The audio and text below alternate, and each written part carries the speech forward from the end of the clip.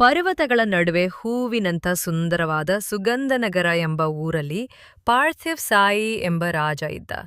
ಅವನ ವಯಸ್ಸು ಕೇವಲ 14, ಆದರೆ ಮನಸ್ಸು ಬುದ್ಧಿವಂತಿಕೆಯ ಭಂಡಾರ.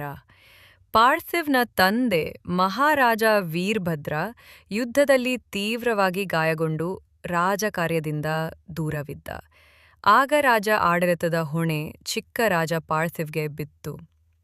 ಎಲ್ಲರಿಗೂ ಆತ ಎಷ್ಟು ಬುದ್ಧಿವಂತ ಎಂದು ಗೊತ್ತಾಗಿಲ್ಲ. ಒಮ್ಮೆ ರಾಜ್ಯದಲ್ಲಿ ಭಾರೀ ಬರ ಬಂತು. ಜನರಿಗೆ ಅನ್ನವಿಲ್ಲ, ನೀರಿಲ್ಲ.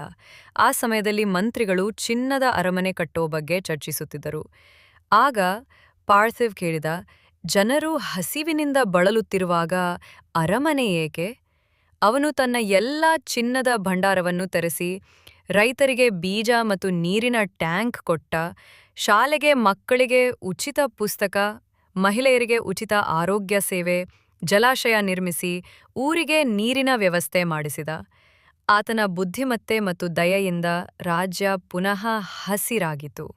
ಜನರು ಪಾರ್ಥಿವ್ರನ್ನು ದಯಾಮಯ ಚಿಕ್ಕ ರಾಜ ಅಂತ ಕರೆಯಲು ಪ್ರಾರಂಭಿಸಿದರು.